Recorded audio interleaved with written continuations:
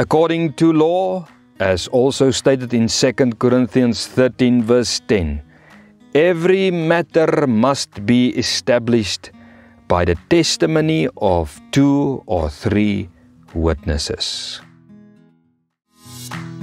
It is time for Taste the Word, your weekly serving of God's Word. I am Fani Meiber, and I'm excited to share with you today.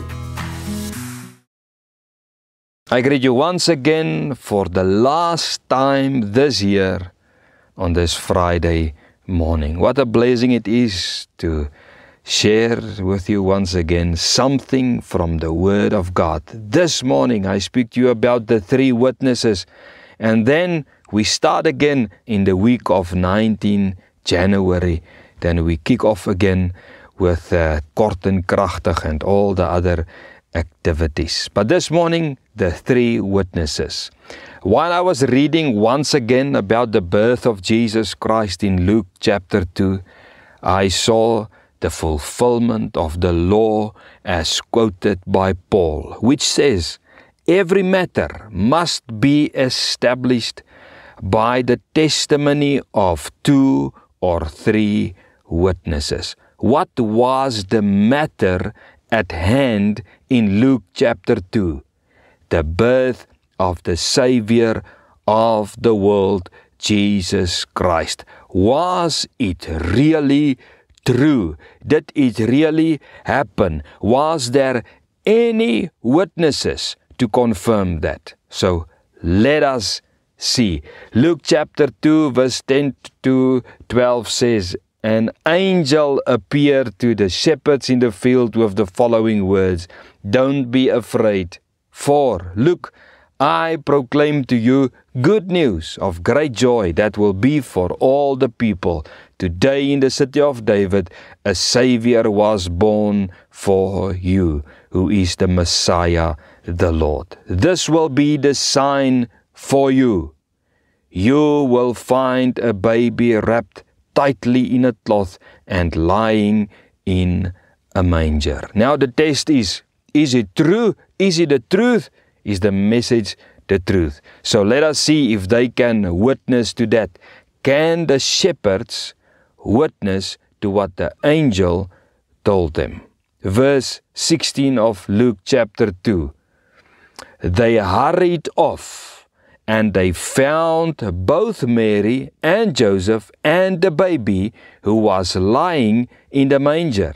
After seeing them, they reported the message they were told about this child, and all who heard it were amazed at what the shepherds said to them. But Mary was treasuring all these things in her heart and meditating on them. The shepherds returned, glorifying and praising God for all the things they had seen and heard, which were just as they had been told. Yes, here we have our first testimony. It is true about Jesus. But remember, it was by the testimony of 2 or 3, then a truth or a matter will be established. We only have one testimony. So let's go further. Verse 28. Simeon took Jesus up in his arms. He praised God and said, now, Master, you can dismiss your servant in peace, as you promised. Why? For my eyes have seen your salvation. Double yes. Here we have our second testimony. We can already say that this matter is established. But let's go further. Verse 38. At that very moment, Anna came up and began to thank God and to speak about Jesus to all who were looking forward to the redemption of Jerusalem. Triple yes. Yes, yes, yes. We have our third testimony. So according to the law and the words of Paul, we have all our testimonies. We can truly say the birth of Jesus the Christ and Savior was true, because this matter was established by the testimony of not only 2, but 3 witnesses. Child of God, we were not there that day, like in any other court case, but we have the witnesses. We have the testimonies of those who were there that day and a few days after that, like in all other court cases, and that makes the birth of the Messiah, Jesus the Christ, and Savior of the world and Redeemer of Israel, true. This birth did not happen in a corner or on a deserted island. It happened in the faces of real people who can testify to this. Jesus Christ is true and is real. I give you these verses today as yet another confirmation in your heart that Christmas has its origin in the birth of Jesus Christ, and it is true. You can build your faith on it, and you can teach your children and your grandchildren and your great-grandchildren this truth about Jesus. It is true.